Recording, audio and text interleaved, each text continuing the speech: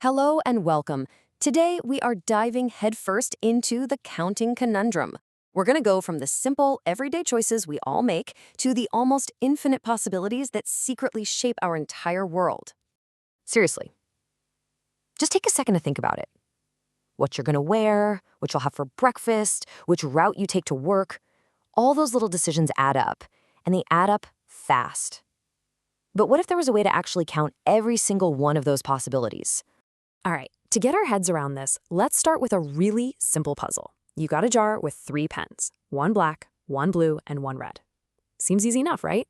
So how many different ways, how many different orders can you pull them out of that jar? Now, your first instinct is probably to just, well, map it out. You could pick the black one first, then the blue, then the red. Okay, that's one way. Or you could do black, then red, then blue. That's 2, and you just keep going like that. This method of mapping everything out is called a tree diagram, and you know what? For 3 pens, it works just fine. But what if you had 10 pens or 100? Can you imagine how messy that page would get? It would be an absolute nightmare. It's just not practical. There has to be a better way, right? Oh, you bet there is. And it's not just better, it's this incredibly elegant shortcut that is absolutely fundamental to how we count all kinds of complex possibilities. It's called the fundamental counting principle. And I know, that sounds like a mouthful, but it's a really simple idea. All it says is if you have a bunch of choices for one thing and another bunch of choices for a second thing, you just multiply the number of options together to find the grand total. This image makes it totally clear. Let's say you have 4 different marbles you can pick from. And for each one of those, you have 6 possible outcomes when you roll a die.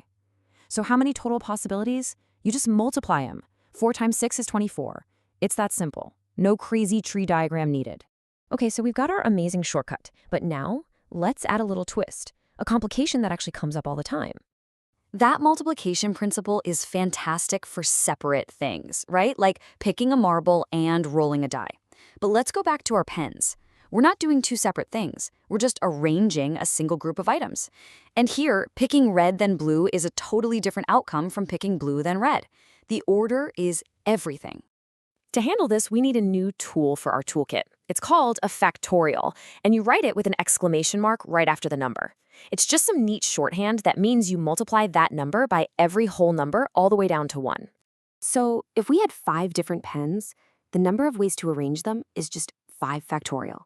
You'd calculate 5 times 4 times 3 times 2 times 1, which comes out to 120 different ways. See, that number gets big really fast. This whole idea of an ordered arrangement has a name. It's called a permutation. And, of course, there's a formula for it.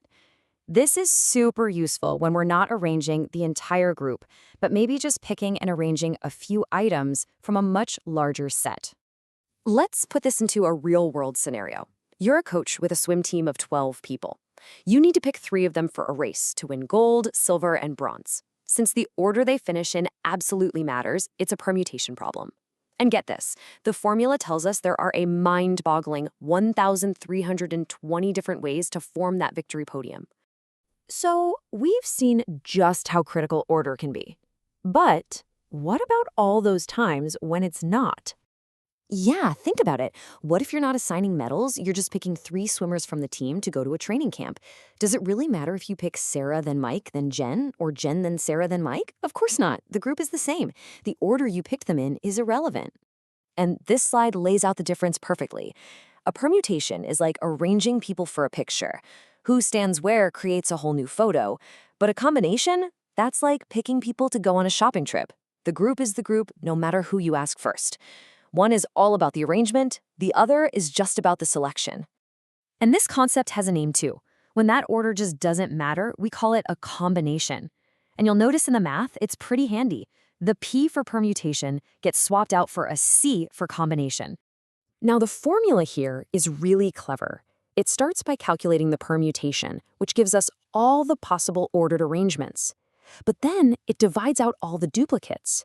It gets rid of all the different ways that the exact same group could have been ordered. It literally just strips the order right out of the equation. So let's try this out.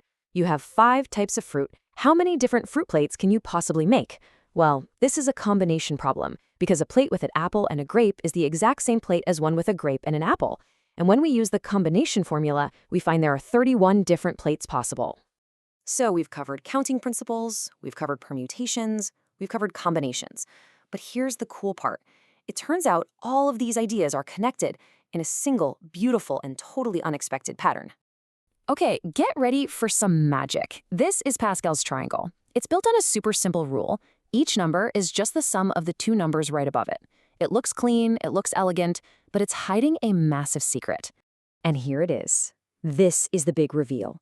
Every single number in this entire triangle is a combination. The value of a combination is sitting right there. That fifth row, for example, tells you exactly how many ways you can choose things from a group of 5. It's all there. The powerful counting tool we just learned how to use is literally encoded in this ancient simple triangle. How cool is that? So, think about where we started. A simple question about 3 pens in a jar has led us all the way to this beautiful, hidden mathematical structure that actually governs the nature of choice itself. It just goes to show you how the simplest questions can reveal the deepest truths about our world. From the songs on your playlist to the toppings on your pizza, our world is absolutely full of these hidden patterns.